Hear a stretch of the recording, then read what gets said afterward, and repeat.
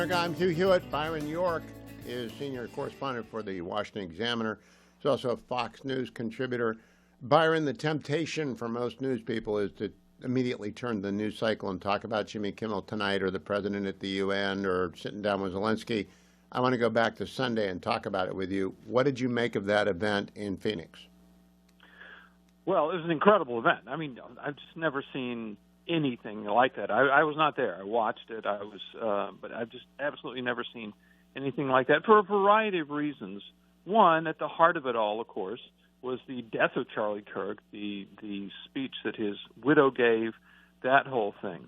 In addition, there were so many political figures there speaking so openly about religious faith that it was just an absolutely extraordinary event. I thought that the closing to Marco Rubio's speech, about 1 minute, in which he basically explained the story of Jesus, was just incredibly powerful and something that clearly came quite naturally from Rubio. I mean, has any Secretary of State gotten up and said something like that in such a and National Security Advisor, by the way, Secretary of State, and he's a cradle Catholic who spent some years in the Church of Jesus Christ of Latter-day Saints when his family moved to Las Vegas. Then he was in an evangelical congregation in Miami, and he's returned to Catholicism. So he's been on both sides of the river, and he's bilingual in Christianity terms, Protestant and Catholic.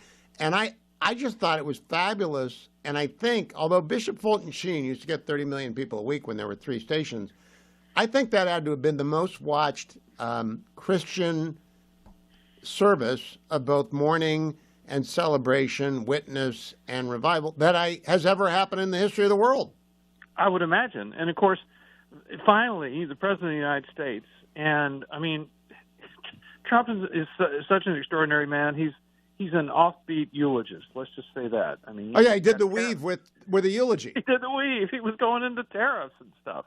But of course he comes back to Charlie Kirk and the issue at heart. And then at the end, when he has Erica Kirk come up to join him, and they're just standing there silently while America the Beautiful plays, just a stunning moment.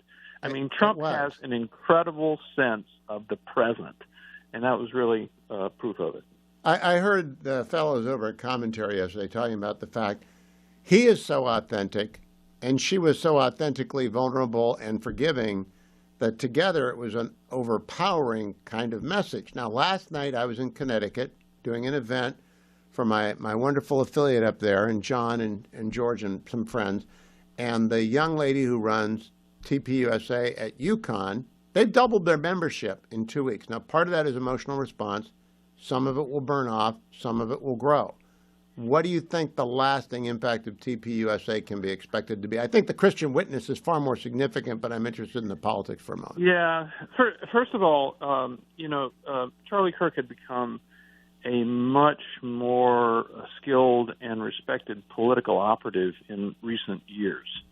Always associated, of course, with young people.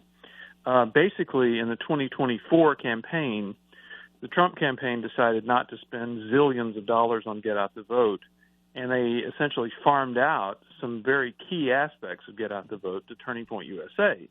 There were political veterans who said, boy, that is a big mistake. These Turning Point USA guys know nothing about getting out the vote. And, look what happened. Trump wins.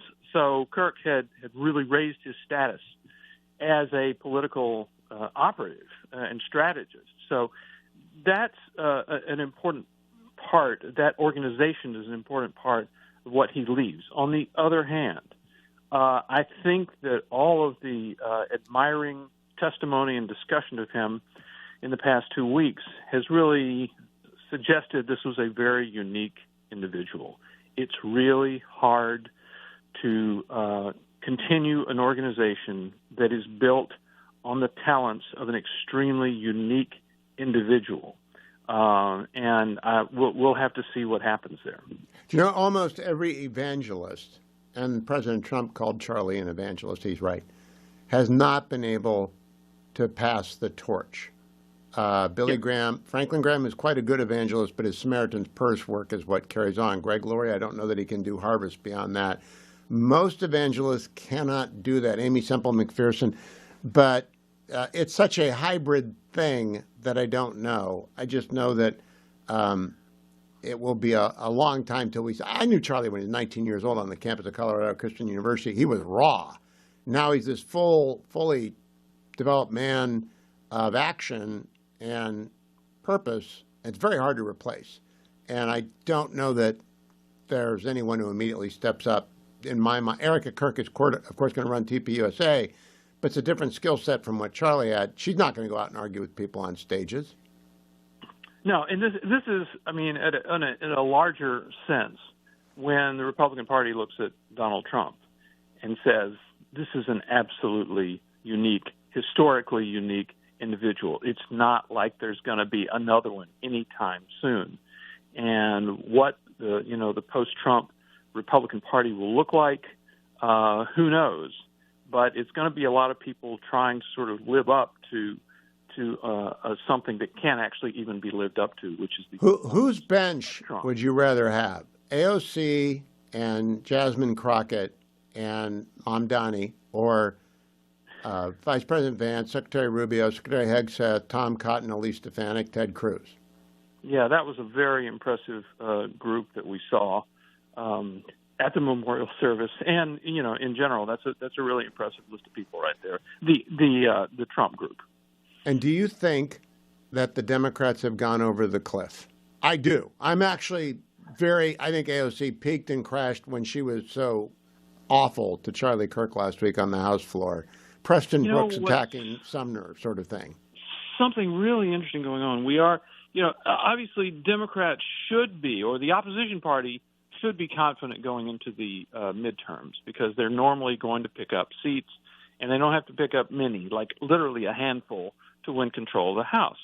So you would think there'd be some sort of optimism, and indeed the generic ballot, if the vote were held today, would you vote for the Republican or the Democrat to represent you in Congress, has been looking okay for Democrats. But there are a lot of voices of caution saying, look at every single big issue, and when pollsters ask, do you trust Republicans or Democrats to handle this issue more? Republicans are leading in all the big, important things. Good takeaway. Byron York, follow him on X at Byron York. Thank you, friend. I'll be right back, America.